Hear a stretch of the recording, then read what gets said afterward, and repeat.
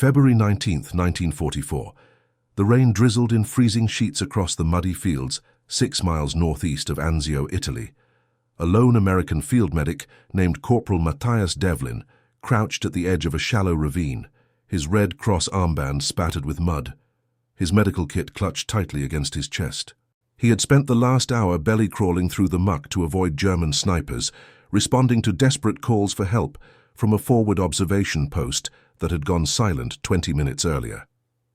The moaning came again, faint, pained, human.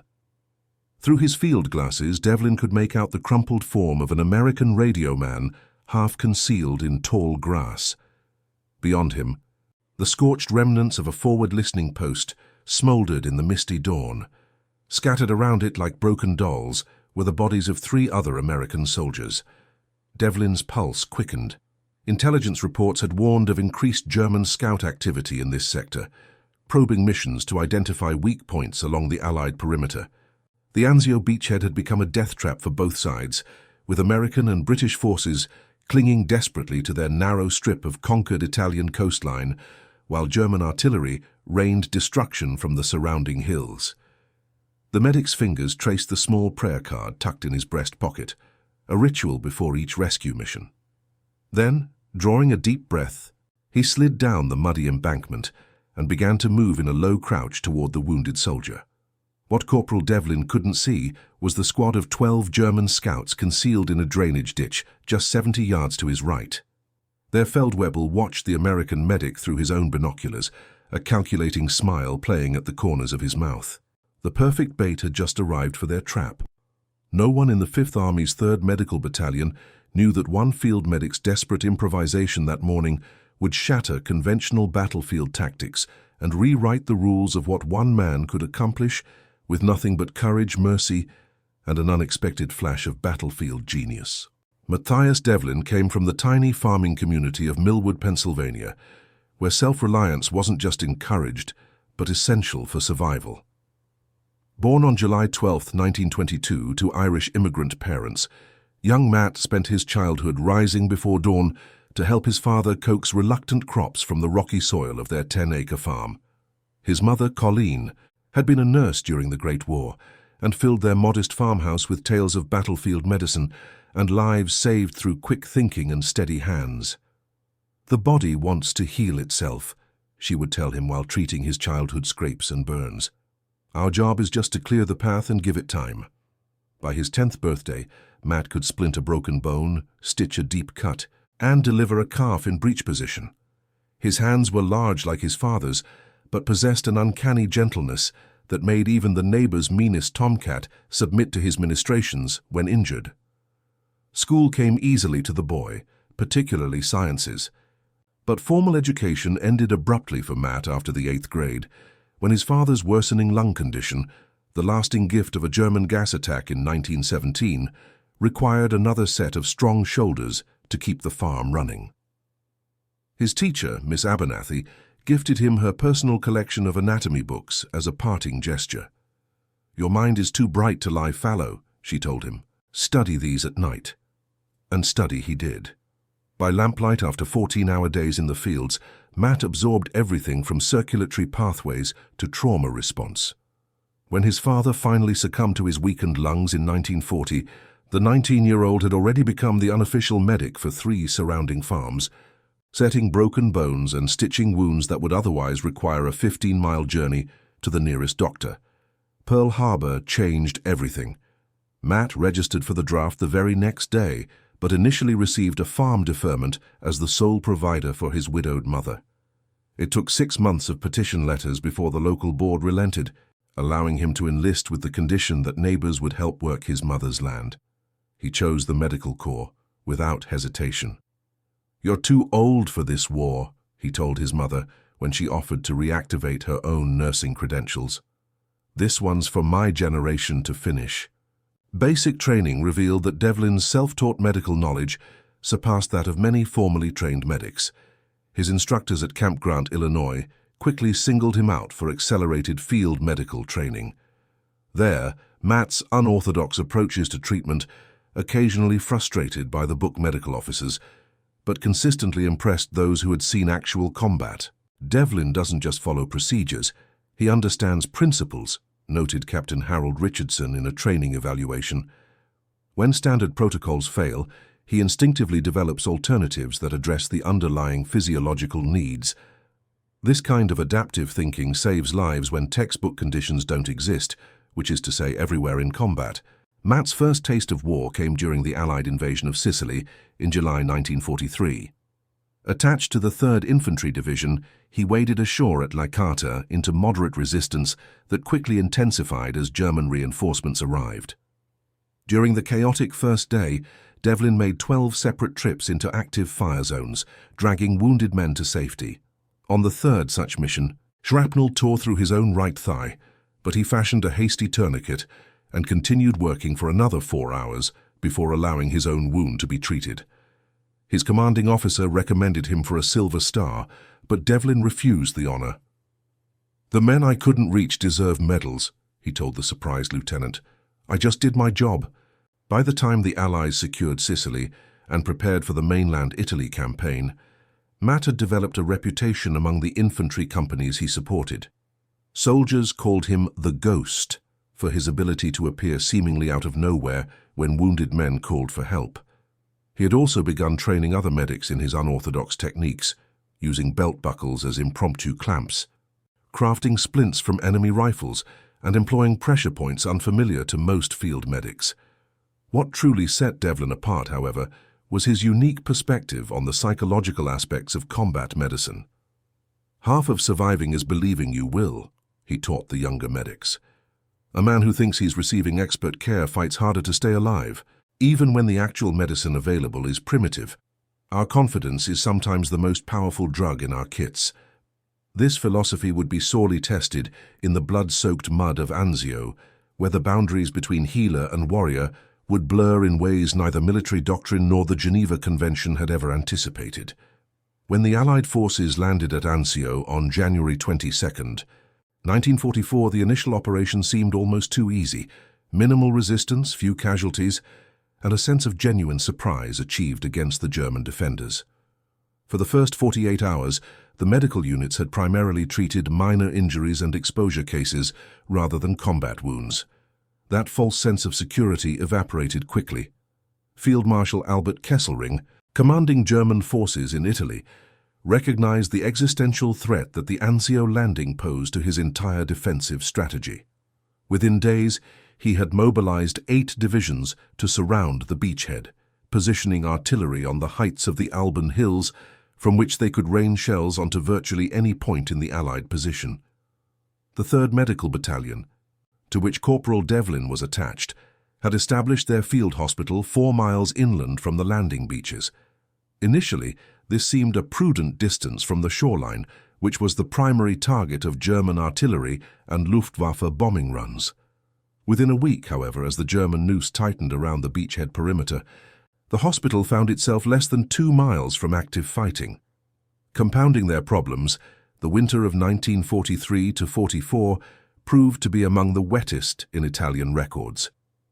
The Anzio plain, much of it reclaimed marshland, quickly devolved into a quagmire that swallowed vehicles to their axles and turned trenches into frigid canals. Evacuation of wounded became a nightmare of mud, water, and constant enemy fire. "We're not fighting the Germans anymore," Sergeant Phillips remarked bitterly one evening as he and Devlin tried to scrape caked mud from their boots. "We're fighting the damn geography. This place wants to drown us before Fritz can shoot us." For the medical teams, the conditions created a perfect storm of complications.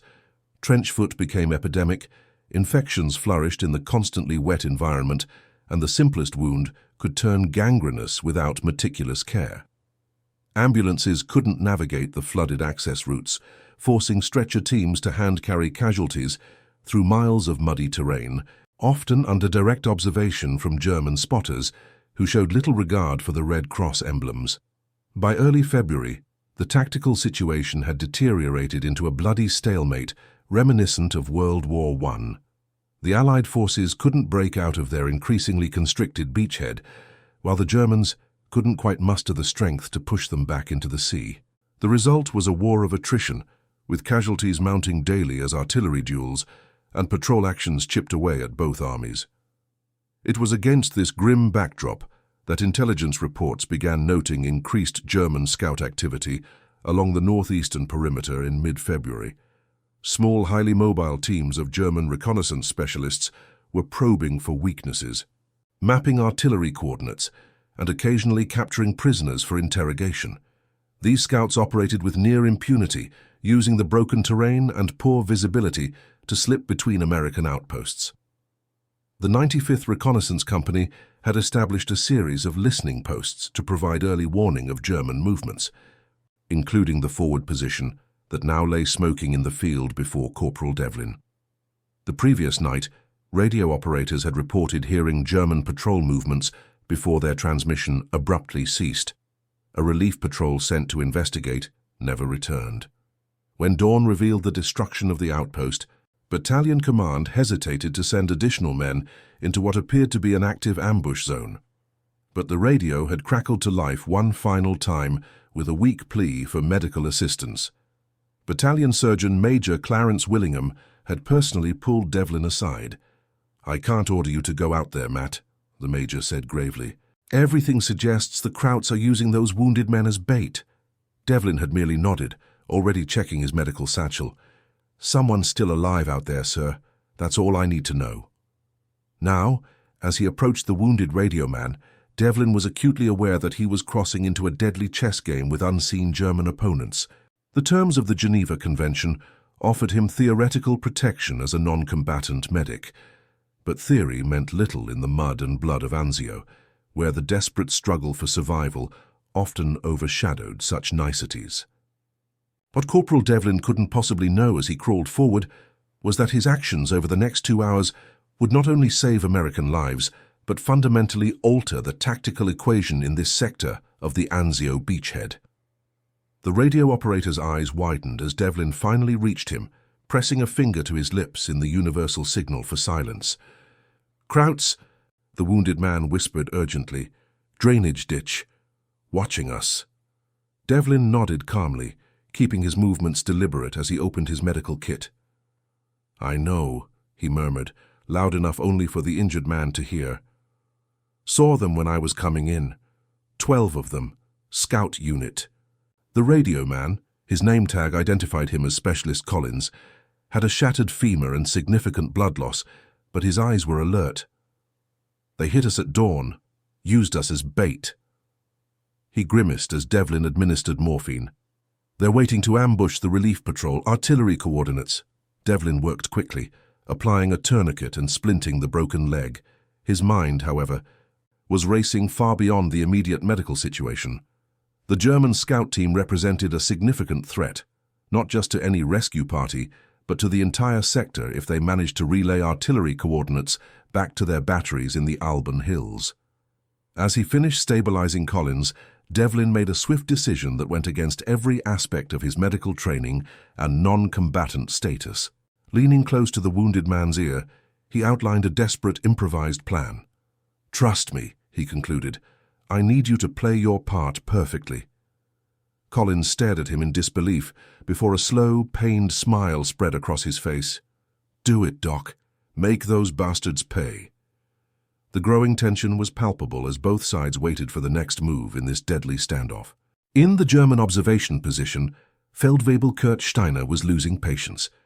The American medic had spent nearly 20 minutes treating the wounded radioman, far longer than seemed necessary for either battlefield first aid or to confirm the man was beyond help. Something felt wrong, but Steiner couldn't identify precisely what. His orders were explicit. Maintain observation. Gather intelligence on troop movements and defensive positions, and if possible, capture a prisoner for interrogation. Direct engagement was to be avoided unless absolutely necessary. Their primary mission was to identify weak points for the major offensive being planned against the Allied beachhead. Through his binoculars, Steiner watched as the American medic finally stood, raising his arms high to display the Red Cross armband. This was expected. The Americans typically evacuated their wounded using stretcher teams. The medic would signal for assistance, and when the stretcher bearers arrived, Steiner's men would have perfect targets. What happened next, however, shattered his expectations. Instead of signaling toward the American lines, the medic began waving urgently toward the German position, pointing repeatedly at his red cross and then at the wounded man. The universal signal was unmistakable. He needed help evacuating a critically injured soldier. Steiner's jaw tightened. This was unprecedented. The American was essentially asking enemy soldiers to assist with a medical evacuation, appealing to the Geneva Convention provisions that theoretically transcended front lines when it came to medical necessities. "Is he insane?" whispered Corporal Bauer, Steiner's second-in-command.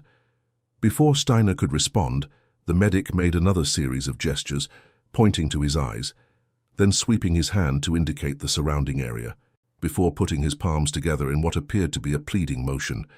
The message was clear even across the battlefield divide. "I see you. I need help. Please." "It's a trap," Bauer insisted. Steiner wasn't so certain. The American's actions aligned with no tactical scenario he'd ever encountered.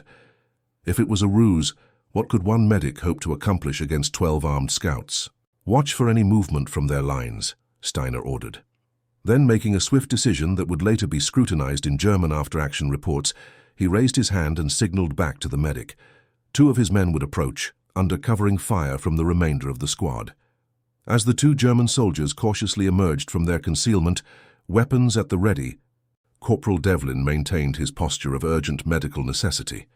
He pointed to the wounded Collins, then made a carrying motion with his arms to indicate a stretcher was needed. The Germans advanced slowly, their suspicion evident in every cautious step. When they were within 30 meters, Devlin called out in the broken German he'd picked up during the campaign. "Schnell! Helfen Sie mir!" "Stirbt! Quickly, help me, he's dying!" The familiar medical plea seemed to slightly relax the approaching soldiers. A fatal mistake. As they drew closer, Devlin gradually shifted position, angling himself to maintain their focus while subtly directing their path. What the Germans couldn't see, what Feldwebel Steiner's observation position didn't allow him to detect, was the narrow ravine hidden by tall grass just 10 meters to their right. Earlier that morning, Collins and his team had placed explosive charges in this natural feature as part of their defensive preparations, charges that had remained undetonated when the German attack overwhelmed their position. The radio detonator remained clutched in Collins' hand beneath his blanket. Devlin had discovered it during his examination, and it formed the centerpiece of his desperate gambit. As the first 2 Germans came within 5 meters of the hidden ravine, Devlin suddenly dropped to the ground beside Collins, who triggered the explosives. The controlled detonation wasn't directly beneath the approaching Germans, but its concussive force and the shower of debris sent them tumbling into the narrow crevasse. The remaining 10 German scouts immediately opened fire, forcing Devlin to crawl behind the minimal cover of a fallen tree trunk. He knew he had perhaps seconds to implement the second phase of his improvised plan before the Germans regrouped and overwhelmed his position. Reaching into his medical kit, he extracted a smoke canister, standard equipment for medics to mark evacuation sites or create cover for removing wounded from exposed positions. Instead of deploying it conventionally, Devlin activated the canister and hurled it with surprising accuracy into the drainage ditch, where the bulk of the German squad had taken cover. As thick white smoke billowed out, temporarily obscuring the Germans' vision, Devlin rapidly produced 6 more items from his seemingly bottomless medical satchel. Blood plasma bottles, each containing the precious fluid used to treat shock and blood loss in wounded soldiers. What happened next would eventually become part of Medical Corps legend. Using techniques learned from his mother's stories of Great War field hospitals, Devlin had modified these plasma bottles by adding concentrated sulfur powder and antiseptic solution, creating improvised but highly effective smoke bombs.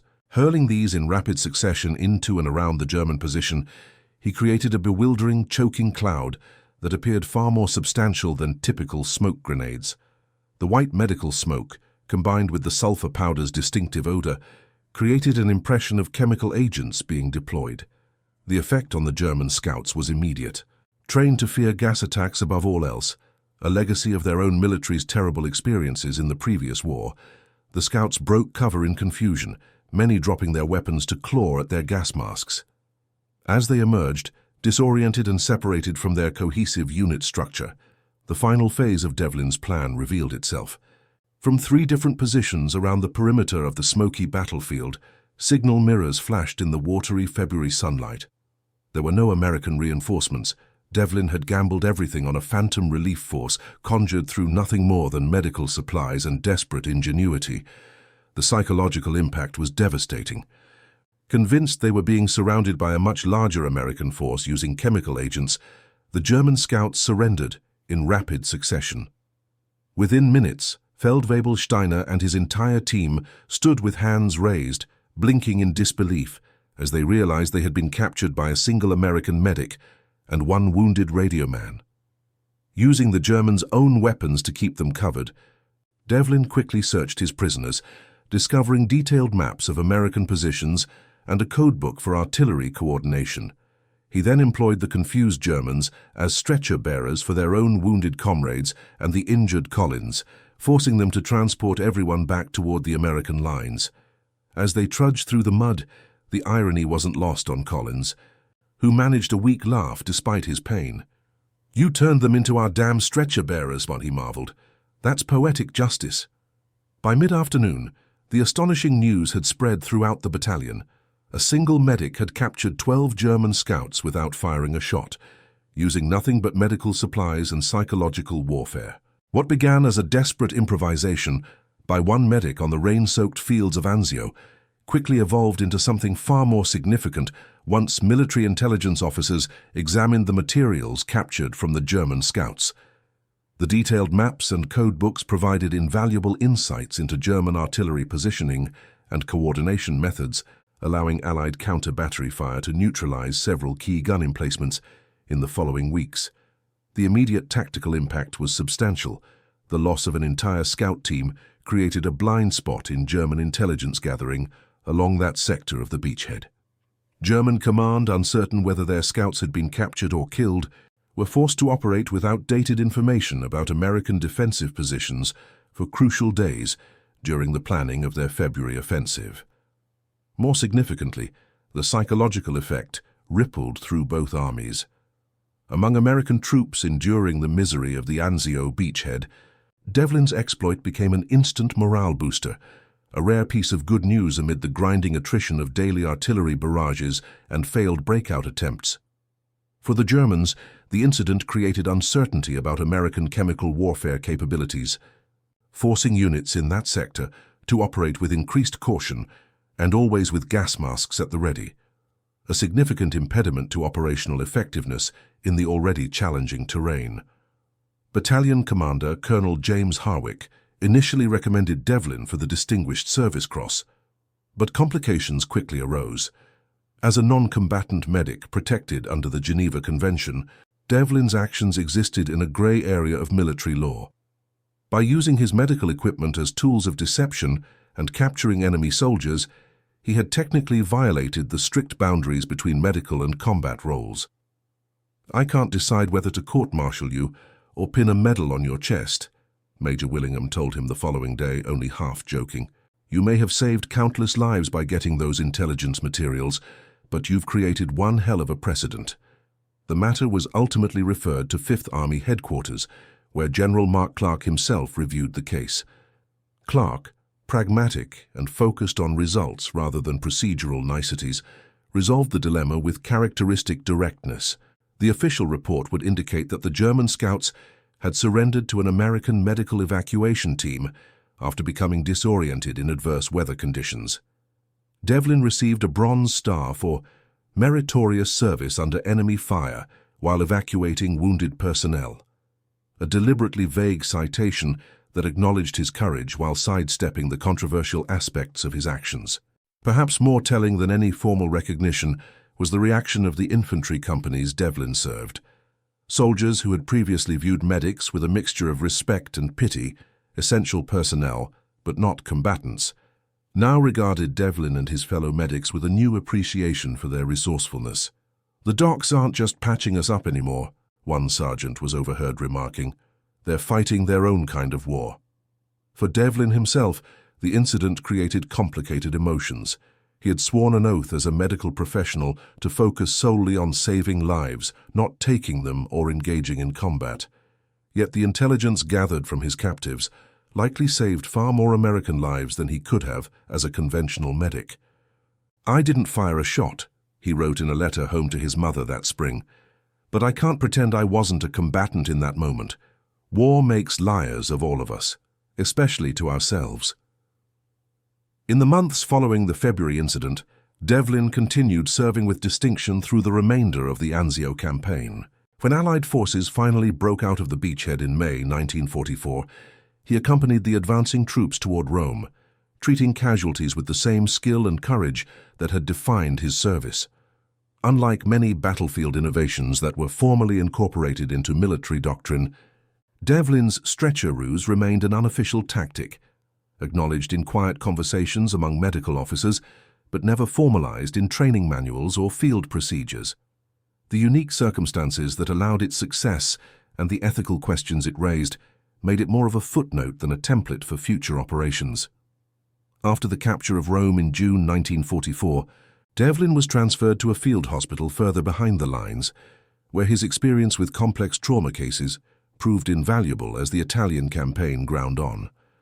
By war's end, he had treated over 800 wounded men and earned 2 Purple Hearts for wounds received while evacuating casualties under fire. Upon returning to Pennsylvania in 1945, Devlin used the GI Bill to attend medical school at the University of Pennsylvania, fulfilling the potential that his 8th grade teacher had recognized years earlier. He specialized in emergency medicine, becoming one of the early pioneers in developing modern trauma response protocols that incorporated lessons from battlefield medicine. In a 1967 interview for a medical journal, Dr. Matthias Devlin reflected on the Anzio incident that had briefly made him famous within military circles. "Medicine and warfare have always had a complex relationship," he observed. "The skills that save lives and the skills that take them aren't as far apart as we might wish. What matters is the intention behind the application." When pressed about whether he regretted his actions that February morning, Devlin paused before answering thoughtfully. "The Geneva Convention exists to create a protected space for healing amid destruction. I violated that space, and part of me will always question that choice. But another part knows that sometimes the strictest adherence to rules can result in the greatest harm. Medicine is ultimately about outcomes, not procedures. 12 enemy soldiers were captured without bloodshed, and vital intelligence was secured. If that required bending some ethical boundaries, perhaps the greater good was served." Devlin maintained contact with Specialist Collins throughout their lives. Each year on February 19th, they would exchange phone calls to commemorate what Collins always referred to as the day a medic out-soldiered the soldiers. The drainage ditch, where 12 German scouts surrendered to a lone American medic and a wounded radio man, has long since been reclaimed by the Italian countryside. No marker commemorates the site. No battlefield tour guide points it out to visiting history buffs. It exists primarily in fading military records, the memories of the few surviving Anzio veterans, and in the complex legacy of medical ethics in wartime. As modern military medicine has evolved, the line between healer and warrior has remained a subject of ongoing debate. Combat medics today receive weapons training and carry firearms for self-defense, a stark contrast to the technically non-combatant status of World War II medics like Devlin. The ethical questions his actions raised continue to resonate in discussions about the proper role of medical personnel in conflict zones. Perhaps the most profound aspect of the stretcher ruse incident lies not in its tactical significance, though that was considerable, but in what it reveals about human adaptability in extreme circumstances. When conventional options fail, innovation often emerges from unexpected sources. A farm boy from Pennsylvania, trained to heal rather than harm, found within himself the capacity to become a different kind of warrior when necessity demanded. For all its horror and devastation, war sometimes reveals surprising truths about human potential. Matthias Devlin went to Anzio as a healer and discovered he was also a strategist. He went to save lives directly through medical intervention, but ended up saving many more through an act of improvised deception that violated the letter of his medical oath while arguably honoring its spirit. The next time you hear stories of great battlefield commanders or celebrated war heroes, remember also the quiet courage of those who carried stretchers rather than rifles, those whose primary mission was mercy rather than victory. And consider how, on a rain-soaked morning near Anzio, one such man redefined the boundaries of his calling and, in doing so, demonstrated that healing sometimes requires more than medicine alone. Would you have made the same choice? Would you have maintained your non-combatant principles at the cost of those 12 intelligence packets and codebooks? Or would you, like Corporal Matthias Devlin, have recognized that sometimes the traditional boundaries between healer and warrior must blur in service to a greater good? Comment below and share this story, so others remember what courage really means, not just the courage to face enemy fire, but the courage to make impossible choices when lives hang in the balance.